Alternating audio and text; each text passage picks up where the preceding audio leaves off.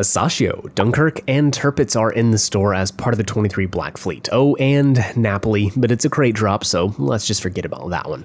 If I were to rank which of these ships in order from worst to best to purchase, I would start with Asashio in last place, and for several reasons. But first, what is Asashio?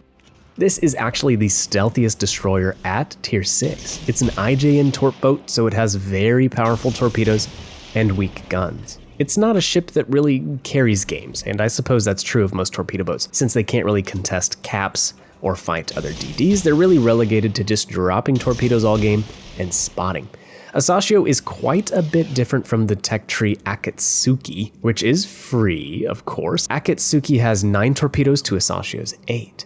Akat reloads hers faster, they deal a little less damage and are easier to dodge, but they're in a better 3x3 configuration. This lets torp boats stack torpedoes on top of one another, which is helpful if you have bow-end targets and can't get to a flank to dump torps.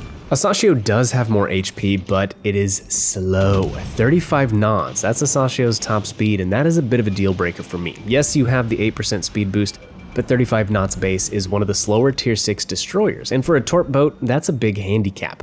Akatsuki has a much easier time getting around the map with its 3 knots faster base speed. That, coupled with its 3x3 torps and 76-second base torp reload, makes me favor the Akatsuki over the Asashio.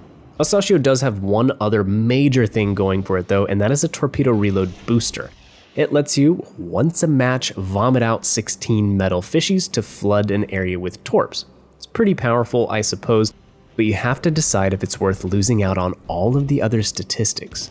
Next up we have Tirpitz. Now, Tirpitz is currently still available in the store for global XP, 750,000, and that makes it hard for me to recommend anybody buy the black version of this ship. Now, if you just have to have the camo and are curious about how Tirpitz is nowadays, well, she still has a blazing fast reload for 380s, 25 seconds base. It can get pretty saucy when buffed. Secondary builds are definitely on the table with 5.8 kilometers of base range.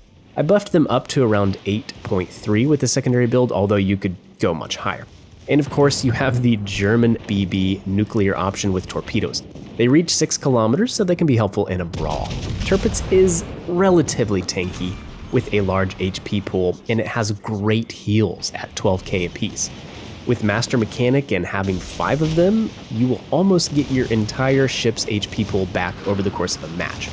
30 knots top speed, Tirpitz is fast for a big girl, and it can help you get into and out of brawling situations, which, let's face it, that is the dream of every German brawling battleship player. Just want to get in some good brawls and have fun, although it doesn't happen very often, so just prepare yourself for that.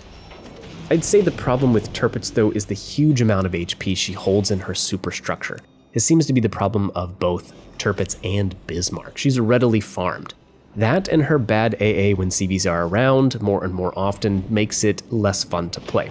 Also, while her main battery reload is fast, you only have 8 small caliber guns, and to get them all in the fight, you have to show a large amount of broadside. Overall, all of these things kind of handicap Tirpitz when there's some other very, very powerful battleships at tier 7, but she's still decent. I would say though, if you're looking to spend money, Constellation's in the store and is one of the top battleships at the tier. Azur, New Jersey may come back one day, that thing is pay to win in my opinion, and other ships like Flanders, Alabama, and Massachusetts are available for global XP. Tirpitz Black could very easily be passed up. Although I get it, it's the Queen of the North and the black camo is just too freaking cool. Dunkirk. It's like a miniature Jambar, I suppose, fast, agile, and very lightly armored, with 25mm of armor plating everywhere. She can be overmatched by 15-inch guns and up, making her not much of a battleship that can slog it out with other battleships. No, Dunkirk is really more of a cruiser hunter. She has a very small caliber main battery, 330mm. They do reload fast though. The shell velocity is nice, however, the accuracy is not. This is a ship that relies on volume of fire rather than pinpoint accuracy. Luckily with that fast reload and front-mounted guns, you're going to keep the guns on target most of the game and keep them cycling all match without having to think about much in the way of positioning. Granted, you have to be careful. You can't just sail straight in, park, and then reverse. you're probably going to be in trouble. With this light armor plating, you can get burnt down by HE pretty easily. The better way to play it, I found, is to push up to islands and leave yourself an escape route if things go south. Also, with the speed, this is one of the best flanking battleships at tier 5. Cruising at 29.5 knots, you can lap most other slow battleships at the tier. It's just not very survivable, but if you want something fast and sleek, Dunkirk is available for 10,000 doubloons, and I would highly recommend her. It's a very fun battleship. A much different playstyle from California, Hyuga, and Warspite, sure, but a fun one. If you're a new player and you're looking for some tips to improve your gameplay, check out this top 10 tips video for new players. Be sure to hit the like button if you found this video helpful, and sub so you don't miss future content. This is Derka signing off. I'll catch you in the next one. See ya.